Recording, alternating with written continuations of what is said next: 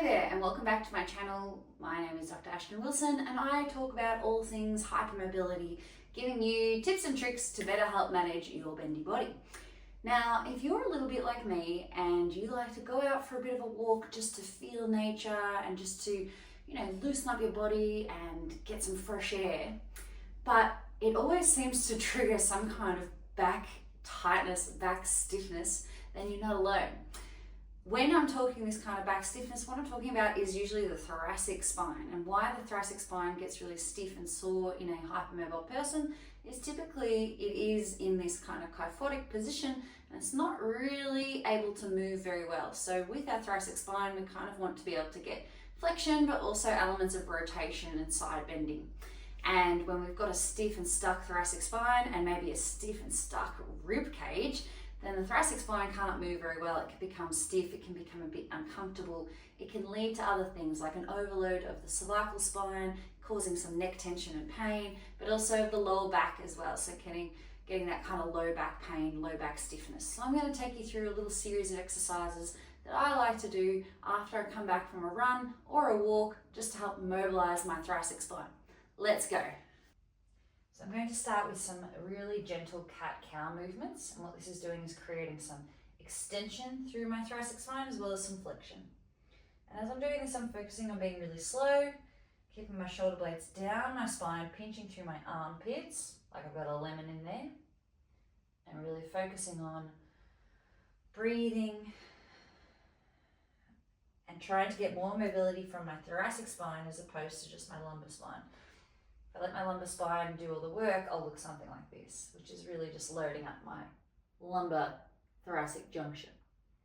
So I want to really focus on extending through the thoracic spine. It can be a bit tricky at first, but just take your time with it. Focus on the area you want to mobilize and try and connect to that area.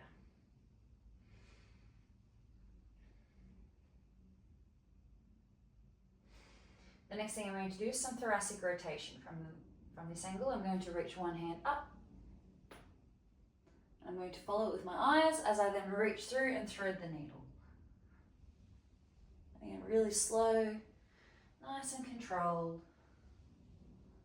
If spending time on your hands or wrists gives you wrist pain, then just try and limit these exercises to just a few reps, and then we can do some seated exercises instead.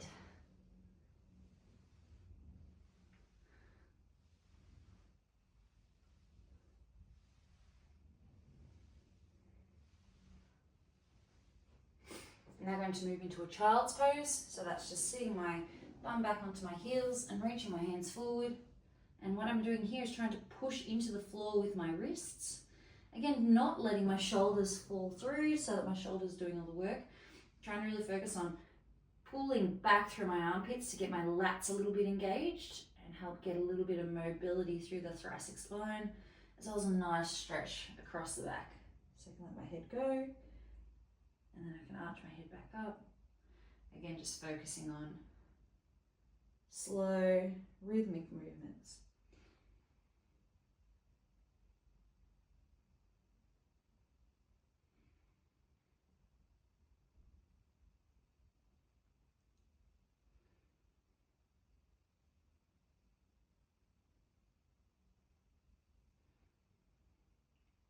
Then we're going to move into some seated mobility for anyone who has a bit of trouble putting pressure onto their hands. From here, all we're going to do is use one hand, place it on our opposite knee, and we're just going to rotate and really focus on rotating from our upper back. Coming back to the middle and going again. Now, you don't need to do a huge amount of mobility to get the benefit. We're just going to do 3 each side.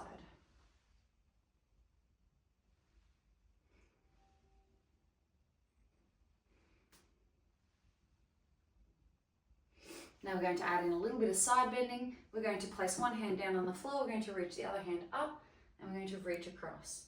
Now, just because you can go to end range doesn't mean you have to. Focus on your middle range of mobility here and just trying to control your movements, nice and slow. If you have trouble placing your arm above your head like this, just let the arm drop down, and you can still get some increased mobility just by dropping your arm that's at the floor, bending that elbow. Try the other side.